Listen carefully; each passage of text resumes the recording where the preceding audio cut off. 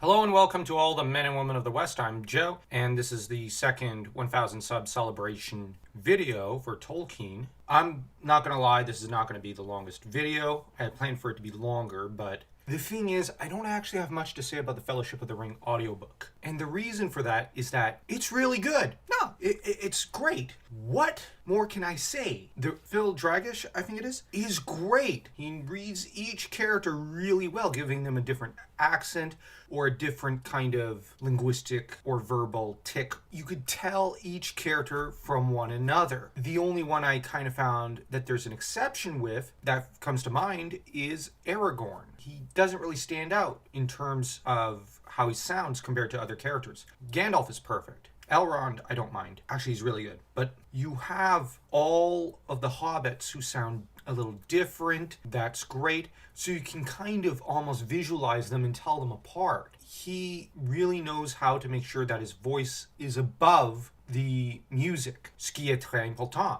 This is very important. The other thing is he reads everything at a decent pace, so you know each word. He carefully pronounces everything and makes sure that you properly get the whole of Tolkien's dialogue and prose conveyed to you. I do, however, have two complaints. One has to do with the music. I know many people don't want to hear anyone criticize the movie music, but I don't actually like the soundtrack on that movie, on the Lord of the Rings movies. I just find that they don't click with me. Now, if you like them, love what you love. I prefer the radio drama music. I thought that was gripping, it was much more dramatic, and that it just, I don't know, conveys the idea of Middle-earth far better. The other complaint I have is that when it comes time to do the poems and songs, you can hear Phil get shy. And what I mean is that he goes from talking at a decent volume to mumbling. And this mumbling is just, I just have a hard time with it, because the trouble with him mumbling and just not exactly stuttering, but slowly, quietly trying to make his way through the poetry and the music and just almost shying away at first. At least in the case of the Tinuviel and Gil-galad songs. These ones he was embarrassed to sing. I'm not going to judge. Now, he did all the other songs really well, but for the most part.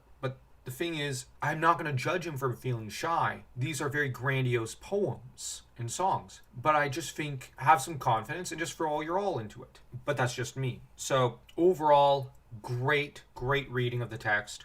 And he generally sticks to it, and this is a very exciting audiobook. It's probably the second best I've heard lately. Now, I've only heard a little bit of the L'Heure du Dragon, the French Hour of the Dragon, but the soundtrack, the reading, for Lord of the Rings, this is the best audiobook I've seen. It's nothing on the Silmarillion audiobook or the Children of Húrin audiobook, but those were read by really incredible guys, and they're very unique. Phil, though, does manage to measure up really well to them, so I'm not actually going to hold that against him. I'm actually going to hold them up to pretty much almost their standard, because those two audiobooks I'd say are pretty much 4s. This one doesn't fall very far behind. I'm going to say 3.5, and even then I think I'm being harsh with it. And bear in mind, 0's beyond the pall, 4 is perfection.